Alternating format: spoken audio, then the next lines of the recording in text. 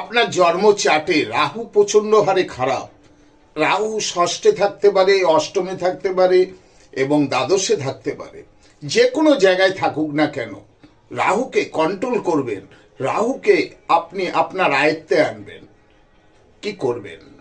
আপনি খয়েরি কালারের 8 মিটার মতন কাপড় নিন, সেটাকে 4টে টুকরো করুন, করে প্রায় 50 গ্রাম চা পাতা দিন, দিয়ে ওটাকে পুটলি করুন, করে আপনি ওটাকে পুড়িয়ে দিন, ছাইটাকে বাইরে ফেলে দেবেন।